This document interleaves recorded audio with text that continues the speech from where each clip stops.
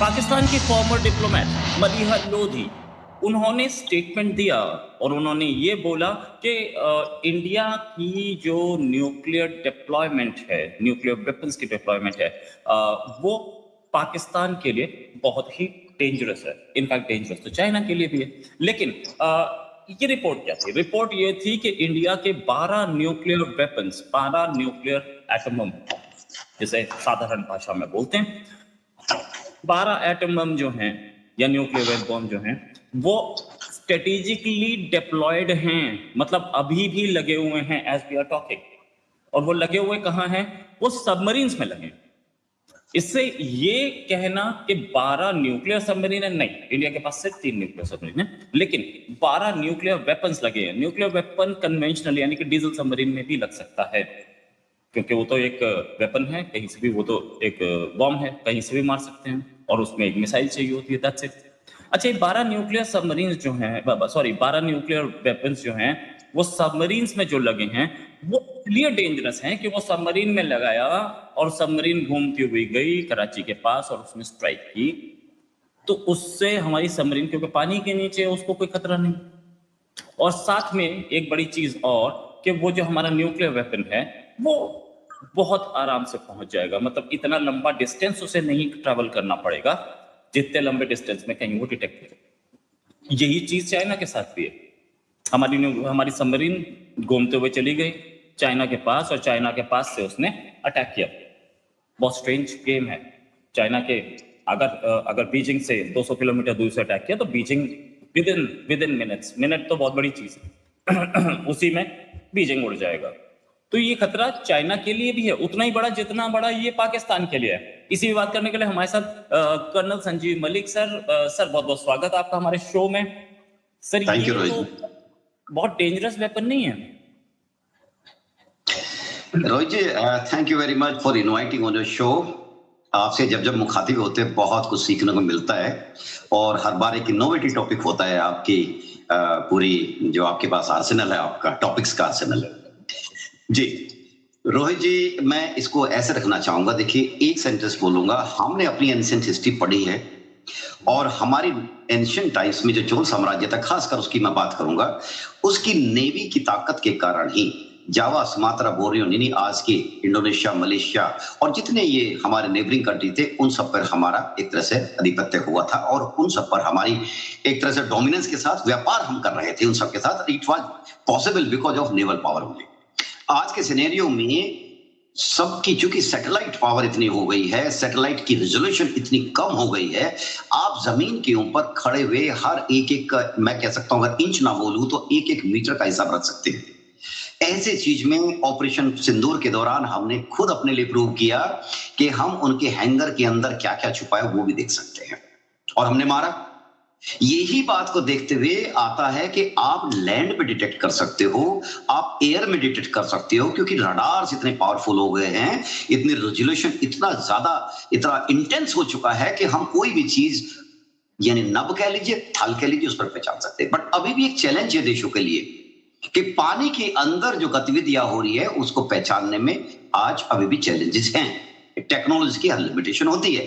यहीं पर रोल आता है हमारी जो सबमरीन्स हैं, सबमरीन जो अंडर वाटर काम करती हैं, और खासकर वो सबमरीन जो आज, जिसके अंदर पाकिस्तान के अंदर पूरी चर्चा हो रही है, उनके मिलिट्री थिंक टैंक के अंदर भी, और पाकिस्तान की जो पूर्व राजनयिक वगैरह विदेशों में जाकर अलग अलग फोरम पर डिस्कशन करते हैं, तो ये they are so worried about the Indian under water power.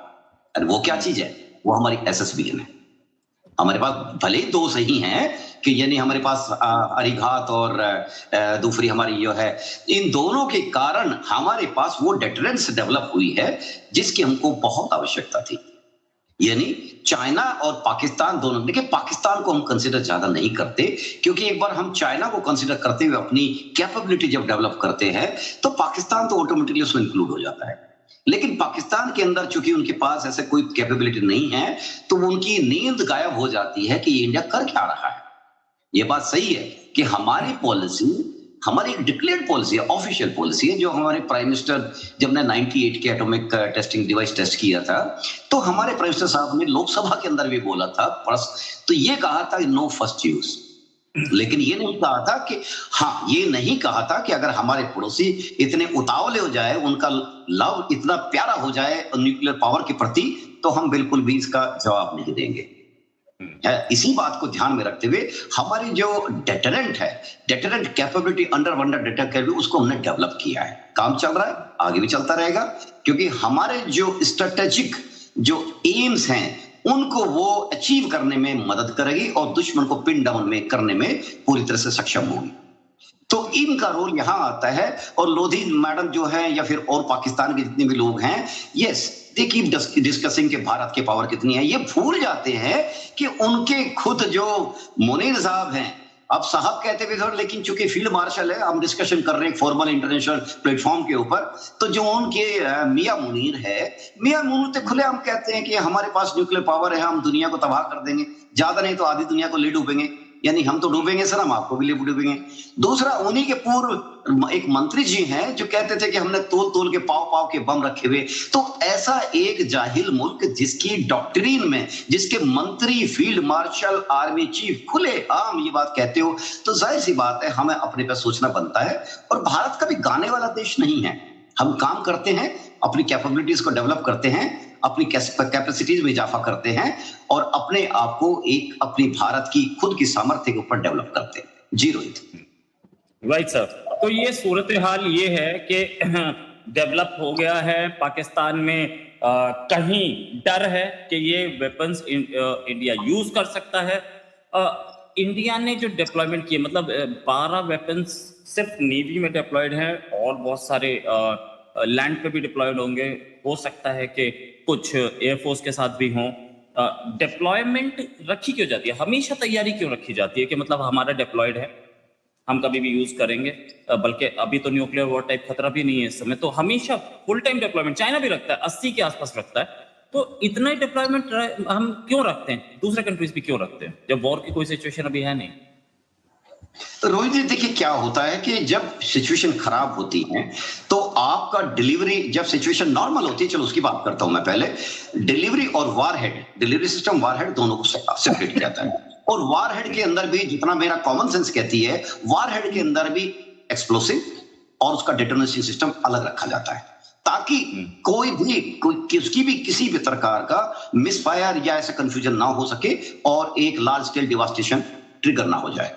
लेकिन आज की सिनेरियो देखिए क्या होता है कि जिस हिसाब से अगर एनिमी कोई अटैक करता है तो आपको इतना वक्त नहीं मिलेगा कि आप वारहेड और फ्यूज को असेंबल करें एंड देन उसके बाद वारहेड को अपने डिलीवरी सिस्टम के साथ एमलगेट करके फ्यूज करें। तो इन चीजों को ये बचाने के लिए, ये वक्त को मिनिमाइज करने के लिए आप हमेशा इसको एक फ्यूजन स्टेट में रखते हो, जिससे कि आपका रिएक्शन टाइम में आपको ये वक्त मिल पाए कि आप इमीडिएट रिस्पॉन्स कर सके।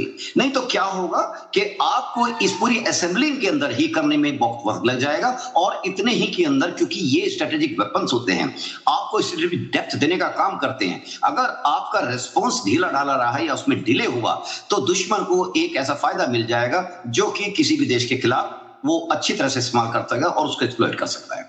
ये रीजन मेन इसमें होता है। दूसरी चीज, एक अच्छी चीज मैं बताऊं यहां पर, देखिए पाकिस्तान का तो हम सब जानते हैं कि उनका कमांड एंड कंट्रोल सिस्टम क्या है। हमारे यहाँ कमांड एंड कंट्रोल खासकर न्यूक्लियर सिस्टम का या न्यूक्लियर एनर्जी का, इवन न्यूक्लियर वेपन्स का, लास्ट में आके मैं कहता हूं ये बहुत ही सुरक्षित होता है, मल्टी लेयर चैनल के थ्रू है और इसको रेगुलेशन, इसका मेरे ख्याल से कंट्रोल, मेरे ख्याल से एपेक्स बॉडी के अंदर वो है कि हम पूरी दुनिया उस पर विश्वास करती है। यही बात है, जब पाकिस्तान न्यूक्लियर की बात करता है तो दुनिया उससे घबराती है। घबराने का मतलब है उस पर विश्वास नहीं करती और उसको दुनिया में एक तरह से अविश्वास की भावना आती है। जब भारत न्यूक्लियर की बात करता है दुनिया उस पर विश्वास करती है और दुनिया विश्वास करके भारत के साथ फिर भी चलती है। ये फर्क है दोनों देशों की डॉक्ट्रिन में और दोनों देशों के रेस्पॉन्सिव सिस्टम में, दोनों देशों के कमांड एंड कंट्रोल स्ट्रक्चर में। जी Rohit. Right, command and control structure में फर्क है, बहुत सारी चीजें और भी हैं। ये सब कि न्यूक्लियर वॉरहेड ये हमने लगा रखा है, तो यूज करने में कितना टाइम लगता है इसको, क्या बहुत प्रॉब्लम्स आती है इसको यूज करने में? सेकंड स्ट्राइक ही बोले तो एक स्ट्राइक हो गई, उसके बाद हमने मारना है, तो कितना डिफिकल्ट या कितना टाइम टेकिंग प्रोसीजर है?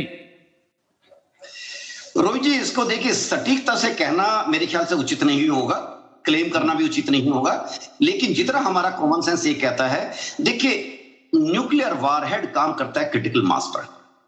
उसके अंदर सिस्टम होता है न्यूट्रॉन्स जो कि ट्रिगर करते हैं और एक न्यूट्रॉन 3 को बदलेगा, 3 न्यूट्रॉन 9 को बदलेंगे, 9 को मल्टीपल चेन जुड़ती चली जाएगी और ये मल्टीप्लिसिटी जब स्ट्राइक करती है कोर पर, यानी एक्सप्लोसिव है, यानी जो या प्लूटोनियम है या पे यहाँ पे यूरेनियम है, जब उसको स्ट्राइक करती है तो एनर्जी का एक चेन रिएक्शन है जो केमिकल रिएक्शन के थ्रू हम क्लियर कर सकते हैं। एनीवे, तो बात ये है कि एक बार ट्रिगर करने के बाद ये ऑटोमेटिक प्रक्रिया है। ये एक ऐसी uncontrolled self chain of reaction जो कि अनकंट्रोल्ड होती है, ultimately result into massive energy, यानी जब विस्फोट होता है तो इसको एक बार बटन दबाने की देर है और आपका डिलीवरी सिस्टम आपके डेजिग्नेटेड यानी गाइडेड पाथ पर चलकर और उसको अपने टारगेट पे जब हिट करता है, मुझे नहीं लगता कि इसमें बहुत ज्यादा इफ्स एंड बट्स टाइमिंग के हिसाब से होंगे। This is a very effective delivery system and will hit pinpoint and accurately without any loss of time.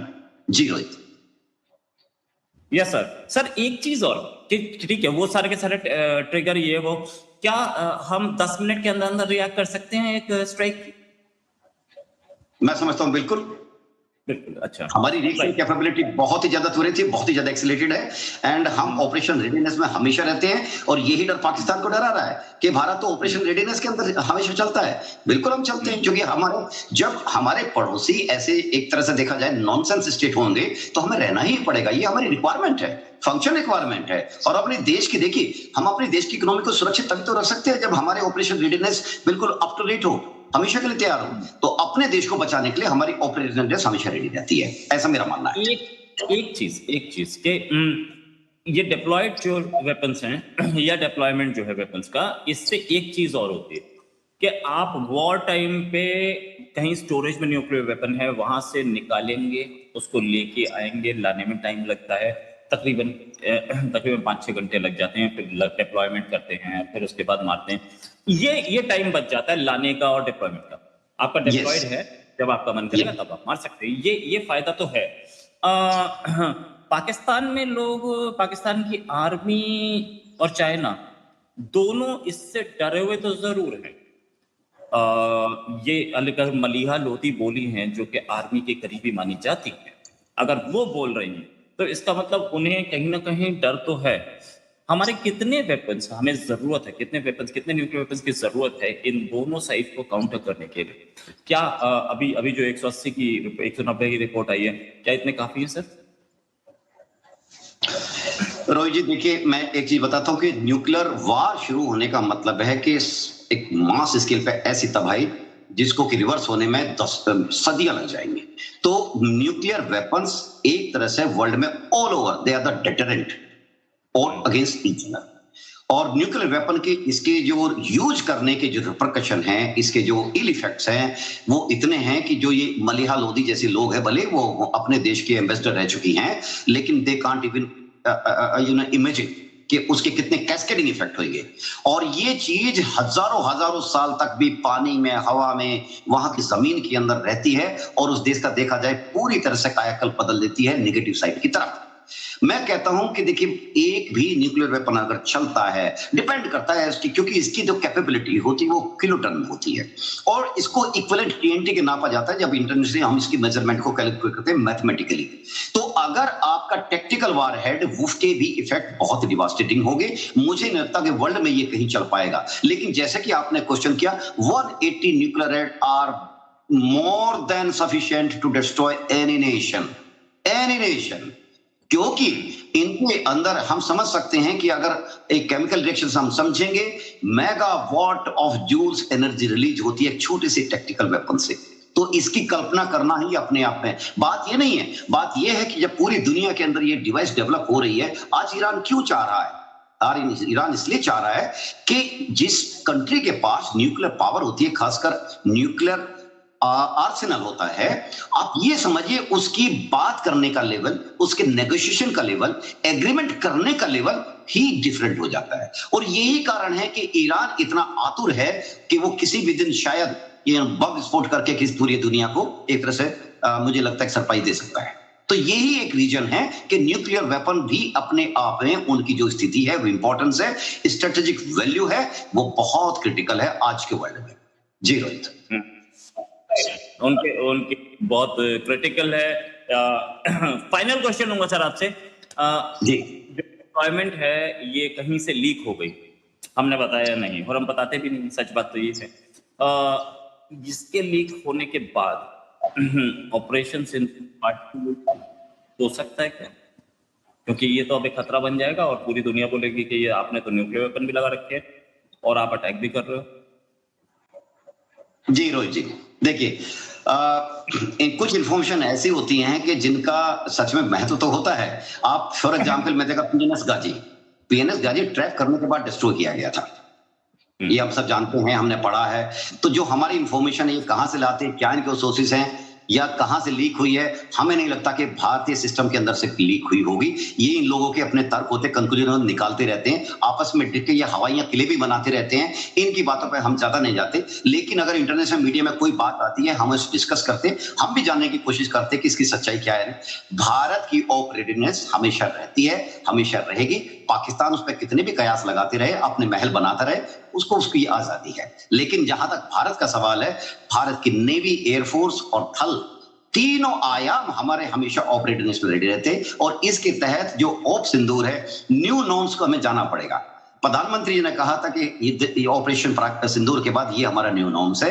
अगर पाकिस्तान ने कोई भी हमारे साथ चालाकी की, बदमाशी की, तो वो न्यू नॉर्म्स एक्टिव हो जाएगा और किस रूप में आएगा ये हमें समय ही बताएगा। जी रोहित जी, राइट, ये हमें समय ही बताएगा। लेकिन एक बात तो है, बड़ा खतरा है पाकिस्तान के लिए, चाइना के लिए भी। और जो लोग ये बोलते हैं कि चाइना के पास नेवी बड़ी है, आर्मी बड़ी है, एयरफोर्स बड़ी है, तो ये बात समझने की है कि क्या अब नेवी, आर्मी और एयरफोर्स की वॉर रह गई है, ये भी देखने की बात है। सबमरीन्स, ड्रोन्स, वॉर इस पे आ गई है और इस पे जो जिसने बाजी मारी वो बाजी मार गया।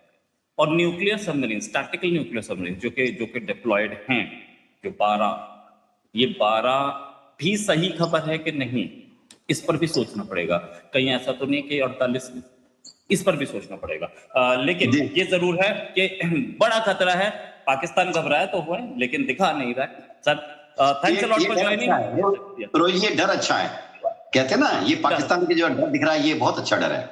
जी सर, भाई बिन प्रीत न होई, ये बात बोल गए थे बहुत साल पहले गोस्वामी तुलसीदास, और ये भय बहुत जरूरी है। इस भय के बिना जिंदगी नहीं चल पाएगी। Thanks a lot sir for joining. उम्मीद है जल्दी एक डिस्कशन और करेंगे।